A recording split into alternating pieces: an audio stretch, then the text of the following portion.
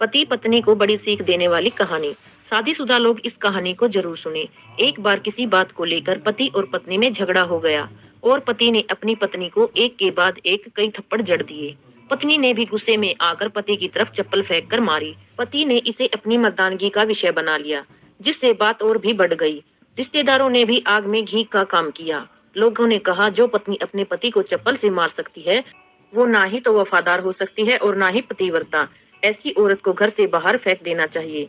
बीवी के पक्ष वाले भी पीछे नहीं रहे।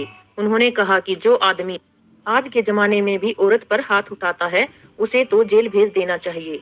दोनों पक्षों ने एक दूसरे पर कोर्ट में केस दर्ज करवा दिए। पति ने अपनी पत्नी पर चरित्रहीन होने का आरोप लगा दिया तो पत्नी ने दहेज का आरोप पति पर लगा दिया। अब दोनों एक दूसरे से अलग रहने लगे थे। 3 साल तक केस चलता रहा। पति और पत्नी की आर्थिक स्थिति भी अब ठीक नहीं चल रही थी। जिन्हें वो अपना शुभचिंतक और रिश्तेदार समझते थे, उन्होंने पैसे की बात आने पर मुंह मोड़ लिया।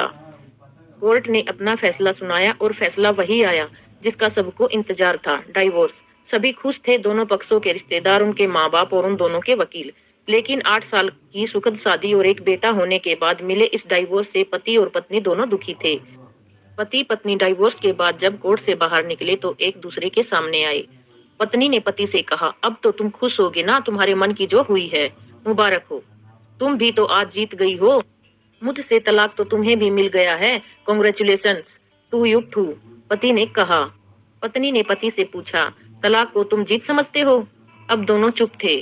थोड़ी देर चुप रहने के बाद पति ने कहा कि मुझे तुम्हें 8 लाख रुपए अभी और हर महीने 10,000 रुपए देने हैं, ऐसा कोर्ट का आदेश है।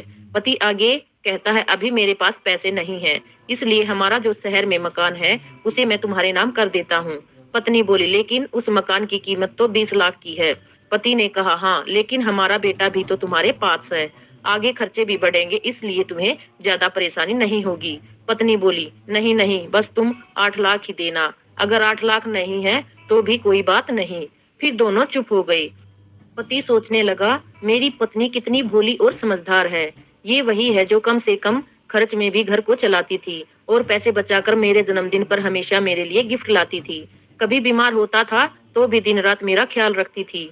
मेरी ही गलती है कि मैंने पहले इस पर हाथ उठाया और झूठी मर्दानगी के चक्कर में आकर केस डाल दिया। पत्नी भी ऐसे ही बातें सोच रही थी। अभी भी वैसे का वैसा ही है। पहले भी खुद से ज्यादा हमारे बारे में सोचता था और अब भी वही कर रहा है। ये वही आदमी है जो मुझे बचाने के लिए खुद कार के आगे कूद पड़ा था।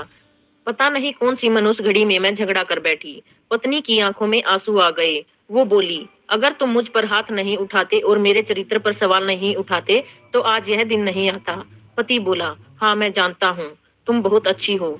मुझसे बहुत बड़ी गलती हुई है। मैं लोगों के बहकावे में आ गया था। तुमने भी तो मुझ पर दहेज का झूठा इल्जाम लगाया था। पत्नी ने कहा, मैंने भी गलत किया। मैं इसके लिए बहुत ही शर्मिंदा हूँ। पति बोला, क्या अब सब कुछ पहले जैसा नहीं हो सकता? क्या मतलब? पत्नी बोली, मतलब कि हम फिर से पहले की तरह पति पत्नी बनकर सच्चे दोस्त बनकर नहीं रह सकते? पति बोला। पत्नी ने डाइवोर्स पेपर दिखाते हुए कहा, पर ये डाइवोर्स पेपर फाड़ देते हैं। पति ने डाइवोर्स पेपर फाड़ते हुए कहा। सभी हैरान थे, वकील, रिश्तेदार, माँ बाप। पति पत्नी दोनों एक दूसरे के हाथों में हाथ पकड़े अपने घर की तरफ चले गए।